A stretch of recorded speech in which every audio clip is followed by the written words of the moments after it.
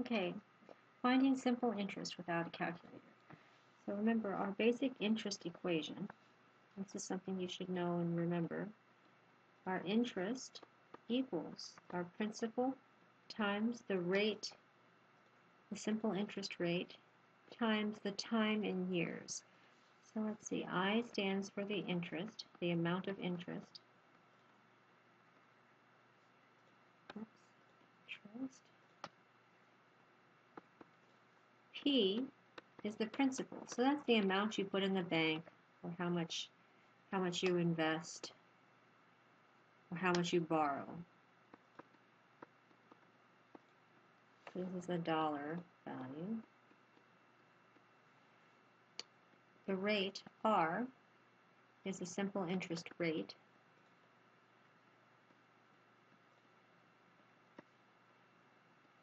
And it's given in percent, but we have to convert that into a decimal. And T is always the time in years. Okay, so let's take a look at the problem that we have here. It says Keiko deposits $7,000 into an account that pays simple interest at a rate of 5% per year.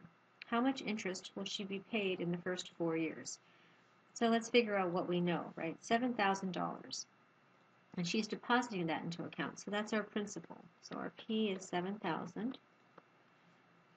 It pays a simple interest rate at a rate of 5%. So R equals 5%. But remember, we can't just use the percent. We have to convert that to a decimal. So we move the 5 2 places to the left, and we get 0.05. So that's 0.05. Time, it's already given in years, so our time is 4. So our interest equals 7,000 times 0.05 times 4. So there's a couple tricks we can say. Since we have 7,000 here, we have these two, we can move our decimal place back 2 places here. That means we move these 2 forward. So I would have the same problem as 70 times 5 times 4, which is going to be 70 times 20,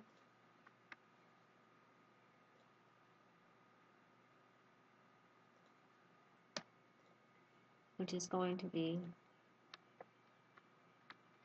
$1,400. So I equals $1,400.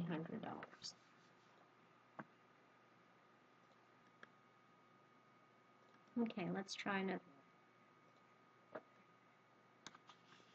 Josh deposits $3,000 into an account that pays a simple interest rate of 6% per year.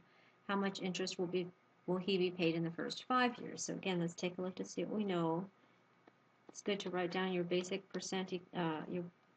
interest equation all the time so you can commit that to memory. Let's figure out what we know. Principal. That's always the dollar value, right? So that's principal is $3,000. The rate, we look for the percent, and that's 6%. Or we can convert that to 0.06 as a decimal. And our time, again, is always expressed in years, and it's 5. So our interest equals 3,000 times 0.06 times 5. Okay, so if we do the math here, we have 3,000 times 0.06, and that gives us 180 times 5. And 180 times 5 is simply 900. So our interest that we earn is $900, or that Josh earns is $900.